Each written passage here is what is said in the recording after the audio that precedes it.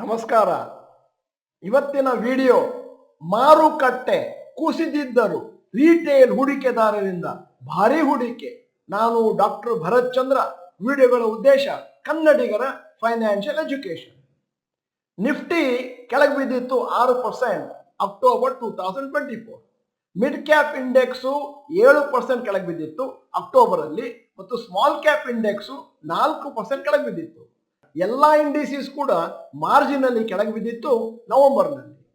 ಮಾರುಕಟ್ಟೆಯಲ್ಲಿ ನಿಫ್ಟಿ ಹೇಳಿಕೊಳ್ಳುವಷ್ಟು ಕುಸಿತವನ್ನು ಕಾಣದಿದ್ದರೂ ಕೂಡ individual stocks ನಲ್ಲಿ ಭಾರಿ ಕುಸಿತ ಕಂಡಿದ್ದೇವೆ, 10ರಿಂದ 30% ಅಕ್ಟೋಬರ್ ನವೆಂಬರ್ನಲ್ಲಿ. ಮಾರುಕಟ್ಟೆ ಇಷ್ಟೆಲ್ಲ ಕುಸಿದಿದ್ದರೂ ಕೂಡ ಮತ್ತು ಮುಂದಿನ ದಿನಗಳಲ್ಲಿ ಮಾರುಕಟ್ಟೆ ಇನ್ನೊಂದಷ್ಟು ಕುಸಿಯುವ ಸಾಧ್ಯತೆಗಳು ಇದೆ ಅಂತ ಎಲ್ಲರೂ ಮಾತನಾಡಿಕೊಳ್ಳುವಂತ ಸಂದರ್ಭದಲ್ಲಿ ರಿಟೇಲ್ ಇನ್ವೆಸ್ಟರ್ಸ್ ಈ ವೊಲಟಾಲಿಟಿಗೆ ಏನೂ ಭಯ ಪಡದೆ ಭಾರಿ ಪ್ರಮಾಣದಲ್ಲಿ ಹಣವನ್ನು ಮಾರುಕಟ್ಟೆಯಲ್ಲಿ ಹೂಡಿಕೆ ಮಾಡ್ತಾ ಇದ್ದಾರೆ. ಮಾಹಿತಿಗಳ ಪ್ರಕಾರ ಮತ್ತು ಅಂಕಿ ಅಂಶಗಳ ಪ್ರಕಾರ ರಿಟೇಲ್ ಇನ್ವೆಸ್ಟರ್ಸ್ ಈ ಪೀರಿಯಡ್ ಆಫ್ ವೀಕ್ನೆಸ್ ಏನಿದೆ ಮಾರುಕಟ್ಟೆಯಲ್ಲಿ, ಆ ಸಮಯದಲ್ಲಿ ಕೂಡ ಷೇರುಗಳನ್ನು ಬೈ ಮಾಡ್ತಾ ಇದ್ದಾರೆ. ಮತ್ತು ಫಸ್ಟ್ ಟೈಮ್ FIIಗಳು ಕಂಟಿನ್ಯೂಸ್ ಸೇಲ್ ಮಾಡ್ತಾ ಇದ್ದಾರೆ, ಆದರೆ ರಿಟೇಲ್ ಇನ್ವೆಸ್ಟರ್ಸ್ ಷೇರುಗಳನ್ನು ಬೈ ಮಾಡ್ತಾ ಇದ್ದಾರೆ. ನಿಮ್ಮ ಮುಂದೆ ಒಂದಷ್ಟು ಅಂಕಿ ಅಂಶಗಳು ನಿಮಗೆ ಅರ್ಥ ಆಗಲಿ ಅಂತ. Retail investors investment. ಒಂದು ಜನವರಿ 2024ರಲ್ಲಿ ಇನ್ವೆಸ್ಟ್ಮೆಂಟ್ ರಿಟೇಲ್ ಇನ್ವೆಸ್ಟರ್ಸ್ 36,383 ಕೋಟಿ. ಫೆಬ್ರವರಿ 2024 25,047 ಕೋಟಿ. ಮಾರ್ಚ್ 2024 ಅಲ್ಲಿ -8,862 ಕ್ರೋರ್ಸ್. 4 ಏಪ್ರಿಲ್ 2024ರಲ್ಲಿ 13,770 ಕೋಟಿಯನ್ನು ಪಂಪ್ ಮಾಡಿದ್ದಾರೆ. ಮೇ 2024 10,504 ಕೋಟಿ. ಜೂನ್ 2024 15,004 ಕೋಟಿ. ಜುಲೈ 2024 8,306 ಕೋಟಿ. ಆಗಸ್ಟ್ 2024 14,235 ಕೋಟಿ. September 2024 -4,731 crores. October 2024 29,594 crores. November 2024 9,193 crores. ಅಂಕಿ ಅಂಶಗಳನ್ನು ನೋಡಿದಾಗ ಇನ್ನೊಂದು ವಿಚಾರ ಗಮನಕ್ಕೆ ಬರುತ್ತೆ. ಅಕ್ಟೋಬರ್ ಮತ್ತು ನವೆಂಬರ್ 2024 ಅಲ್ಲಿ ಮಾರ್ಕೆಟ್ ಡೌನ್ ಟ್ರೆಂಡ್ ಅಲ್ಲಿದ್ದು ಕೂಡ ರಿಟೇಲ್ ಇನ್ವೆಸ್ಟರ್ಸ್ 38,000 ಕೋಟಿಯನ್ನು ಮಾರುಕಟ್ಟೆಗೆ ಪಂಪ್ ಮಾಡಿದ್ದಾರೆ. ಈ ರೀತಿ ರಿಟೇಲ್ ಇನ್ವೆಸ್ಟರ್ಸ್ ಮಾರುಕಟ್ಟೆಯಲ್ಲಿ ಹಣವನ್ನು ಹಾಕ್ತಾ ಇರಬೇಕಾದ್ರೆ ಅದನ್ನು ಎರಡು ವಿಧದಲ್ಲಿ ನೋಡಬಹುದು. ಒಂದು, ರಿಟೇಲ್ ಇನ್ವೆಸ್ಟರ್ಸ್ ಬಹುಶಃ ಯಾವುದೇ ಫಂಡಮೆಂಟಲ್ ಅನಾಲಿಸಿಸ್ ಮಾಡ್ತಿಲ್ಲ, ಮುಂದಿನ ದಿನಗಳಲ್ಲಿ ಮಾರುಕಟ್ಟೆ ಕೆಳಗೋಗುತ್ತೆ ಅನ್ನುವಂಥದ್ದನ್ನು ಕೂಡ ಡಿಸ್ಕೌಂಟ್ ಮಾಡಿಕೊಂಡು ಹಣವನ್ನು ಹಾಕ್ತಾ ಇದ್ದಾರೆ. ಇದು ಒಂದು ವಾದ. ಆದ್ರೆ ಇನ್ನೊಂದು ವಾದ ಏನು ಅಂತಂದ್ರೆ, ರಿಟೇಲ್ ಇನ್ವೆಸ್ಟರ್ಸ್ಗೆ ಗೊತ್ತಿದೆ ಏನಿದ್ದರೂ ದೀರ್ಘಾವಧಿಯಲ್ಲಿ ಸ್ಟಾಕ್ ಮಾರ್ಕೆಟ್ ಮೇಲಕ್ಕೆ ಹೋಗುವಂತದ್ದೇ, ಆದ್ದರಿಂದ ಒಂದಷ್ಟು ಹಣವನ್ನು ಭಯವಿಲ್ಲದೆ ಪಂಪ್ ಮಾಡ್ತಾ ಇದ್ದಾರೆ ಷೇರುಗಳಲ್ಲಿ ಮತ್ತು ಮ್ಯೂಚುವಲ್ ಫಂಡ್ಗಳಲ್ಲಿ. ಆದರೆ ಒಂದು ವಿಚಾರ, ಫಂಡಮೆಂಟಲಿ ಸ್ಟ್ರಾಂಗ್ ಸ್ಟಾಕ್ಸ್ ಆದ್ರೆ ಏನು ಭಯ ಇಲ್ಲ. ಅಕಸ್ಮಾತ್ ಅವರು ಹಾಕ್ತಾ ಇರುವಂತಹ ಹಣ ಫಂಡಮೆಂಟಲಿ ವೀಕ್ ಆಯ್ತು ಅಂತಂದ್ರೆ ಮಾರುಕಟ್ಟೆ ಕೆಳಗೆ ಬಿದ್ದು ಮತ್ತೆ ಮೇಲಕ್ಕೆ ಹೋಗುವ ಸಂದರ್ಭದಲ್ಲಿ ಫಂಡಮೆಂಟಲಿ ವೀಕ್ ಆಗಿರುವ ಷೇರುಗಳು ಎಂದೂ ಚೇತರಿಕೆಯನ್ನು ಕಾಣದೇ ಇರುವಂತಹ ಸಂದರ್ಭಗಳಿದ್ದಾವೆ. ಹಲವಾರು ತಜ್ಞರ ಅಭಿಪ್ರಾಯವನ್ನು ನಿಮ್ಮ ಮುಂದೆ ಇರ್ತಾ ಇದ್ದೇನೆ. ರಿಟೇಲ್ ಇನ್ವೆಸ್ಟರ್ಸ್ ಇಂತಹ ಸಂದರ್ಭದಲ್ಲಿ ಮಾರುಕಟ್ಟೆ ಮೇಲೆ ಕಾನ್ಫಿಡೆನ್ಸ್ ಇಟ್ಟಿದ್ದಾರೆ, ಸ್ಪೆಷಲಿ ಡೊಮೆಸ್ಟಿಕ್ ಮಾರ್ಕೆಟ್, ಮತ್ತು ಬೈ ಆನ್ ಡಿಪ್ ಅನ್ನುವ ತಂತ್ರವನ್ನು ಬಳಸಿಕೊಂಡು ಶೇರ್ ಅನ್ನು ಬೈ ಮಾಡ್ತಾ ಇದ್ದಾರೆ. ಮಾರುಕಟ್ಟೆಯಲ್ಲಿ ಷೇರುಗಳ ಬೆಲೆ ಕಮ್ಮಿ ಆದದರಿಂದ ಅದೇನು ಹೈ ವ್ಯಾಲ್ಯೂಯೇಷನ್ ಇರುತ್ತೋ ಅದು ಒಂದಷ್ಟು ಕಮ್ಮಿ ಆಗಿದೆ. ಇದೀಗ ಕೊಳ್ಳಲು ಒಳ್ಳೆಯ ಸಮಯ ಅಂತ ಅನಿಸಿರ್ಬೋದು ರಿಟೇಲ್ ಇನ್ವೆಸ್ಟರ್ಸ್ಗೆ.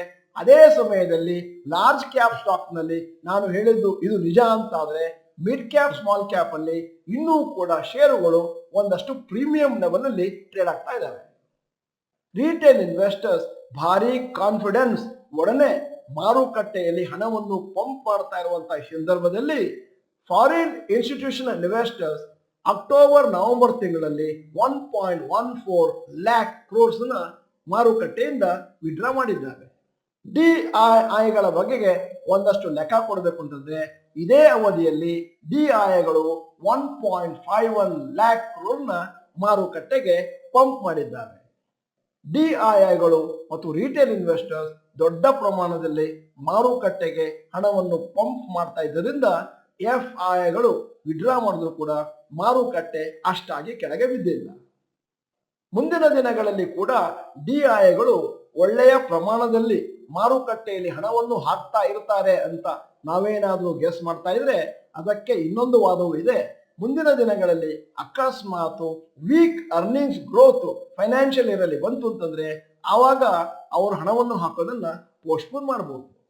ಪ್ರತಿ ವರ್ಷ ಡಿಸೆಂಬರ್ನಲ್ಲಿ ನಾವು ನೋಡ್ತಾ ಬರ್ತಾ ಇರುವಂತ ಒಂದು ವಿಚಾರ ಏನು ಅಂತಂದ್ರೆ ಹೆಚ್ಚಿನ ಎಫ್ಐಗಳು ತಮ್ಮ ಪೊಸಿಷನ್ ಅನ್ನು ಲೈಟ್ ಮಾಡ್ತಾರೆ ಮತ್ತು ಫ್ರೆಶ್ ಆಗಿ ಮಾರುಕಟ್ಟೆಗೆ ಹಣವನ್ನು ಹಾಕೋದಿಲ್ಲ. ಆ ಸಂದರ್ಭದಲ್ಲಿ domestic mutual fund, retail investors ಯಾವ ರೀತಿ ಬಿಹೇವ್ ಮಾಡ್ತಾರೆ ಅನ್ನುವುದರ ಮೇಲೆ ಮಾರುಕಟ್ಟೆ ನಿರ್ಭರವಾಗಿದೆ. ಈ ರೀತಿ ಮಾರುಕಟ್ಟೆ ದೊಡ್ಡ ಪ್ರಮಾಣದ ಕುಸಿತವನ್ನು ಕಾಣ್ತಾ ಇರೋವಾಗಲೂ ಕೂಡ ರಿಟೇಲ್ ಇನ್ವೆಸ್ಟರ್ಸ್ ಯಾವುದೇ ಭಯವಿಲ್ಲದೆ ಒಂದಷ್ಟು ಹಣವನ್ನು ಮಾರುಕಟ್ಟೆಯಲ್ಲಿ ಪಂಪ್ ಮಾಡ್ತಾ ಇದ್ದಾರೆ ಅಂತಂದ್ರೆ ಅದು ನಿಜವಾಗಲೂ ಸ್ವಾಗತಾರ್ಹ. ಇದು ನಮ್ಮ ರಿಟೇಲ್ ಇನ್ವೆಸ್ಟರ್ಸ್ ಎಷ್ಟು ಮೆಚೂರ್ ಇದ್ದಾರೆ ಅಂತ ತೋರಿಸ್ಕೊಡುತ್ತೆ. ನಿಜ ಹೇಳಬೇಕು ಅಂತಂದ್ರೆ ಮಾರುಕಟ್ಟೆ ಅಷ್ಟು ದೊಡ್ಡ ಪ್ರಮಾಣದಲ್ಲಿ ಇನ್ನೂ ಕುಸಿತವನ್ನು ಕಂಡಿಲ್ಲ.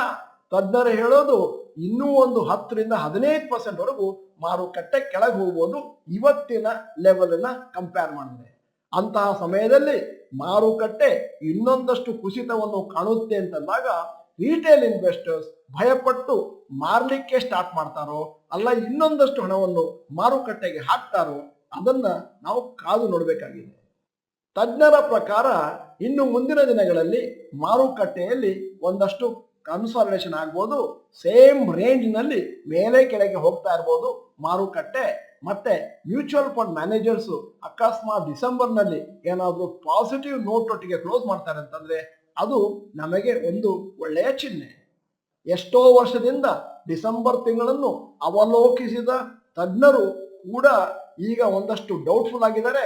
ಮಾರುಕಟ್ಟೆ ಈ ಸತಿ ಡಿಸೆಂಬರ್ ನಲ್ಲಿ ಹೇಗೆ ಬಿಹೇವ್ ಮಾಡಬಹುದು. ಡಿಸೆಂಬರ್ ತಿಂಗಳಿನಲ್ಲಿ ಕ್ರಿಸ್ಮಸ್ಗಿಂತ ಮುಂಚೆ ಒಂದು ಸಾಂಟಾ ಕ್ಲಾಸ್ ರ್ಯಾಲಿ ಅಂತ ಬರುತ್ತೆ. ಅದರ ಬಗ್ಗೆ ಒಂದು ವಿಶೇಷ ವಿಡಿಯೋವನ್ನು ನಿಮ್ಮ ಮುಂದಿನ ದಿನಗಳಲ್ಲಿ ಇಡ್ತೇವೆ. ವಿಡಿಯೋದ ಕೊನೆಯಲ್ಲಿ ಇವತ್ತಿನ ವಿಡಿಯೋಗೆ ಸಂಬಂಧಪಟ್ಟ ಹಾಗೆ ಒಂದು ಪ್ರಶ್ನೆ ಕೇಳ್ತಾ ಇದ್ದೇನೆ. ನಿಮ್ಮ ಪೋರ್ಟ್ಫೋಲಿಯೋನ ದಯವಿಟ್ಟು ನೋಡಿ ಸೆಪ್ಟೆಂಬರ್ ಎಂಡ್ ನಲ್ಲಿ ಯಾವ ಲೆವೆಲ್ ಇತ್ತೋ ಆ ಲೆವೆಲಿಗೆ ತಲುಪಿದೆಯಾ, ಇಲ್ಲ ಮಾರುಕಟ್ಟೆ ಇನ್ನೂ ವೀಕ್ ಆಗಿದೆಯಾ? ಎಸ್ ಅಥವಾ ನಾಟ್ ಎಟ್ ಅಂತ ಟೈಪ್ ಮಾಡಿ. ನೀವು ಡಾಕ್ಟರ್ ಭರತ್ ಚಂದ್ರ ಇನ್ಸ್ಟಿಟ್ಯೂಟ್ ಕನ್ನಡ ಚಾನೆಲ್ ಮೆಂಬರ್ ಅಲ್ಲ ಅಂತಂದ್ರೆ ಇದೀಗ ಸಮಯ ಸಬ್ಸ್ಕ್ರಿಪ್ಷನ್ ಬಟನ್ ಬೆಲ್ ಐಕಾನ್ ಒತ್ತಿ. ವಿಡಿಯೋ ಚೆನ್ನಾಗಿದ್ರೆ ಲೈಕ್ ಬಟನ್ ಒತ್ತೋದು ಮರಿಬೇಡಿ. ವಿಡಿಯೋನ ನಿಮ್ಮ ಎಲ್ಲಾ ಸ್ನೇಹಿತರಿಗೂ ಫಾರ್ವರ್ಡ್ ಮಾಡಿ. ವಿಡಿಯೋನ ಸಂಪೂರ್ಣವಾಗಿ ನೋಡಿದ್ದಕ್ಕೆ ಧನ್ಯವಾದಗಳು. ನಮಸ್ಕಾರ.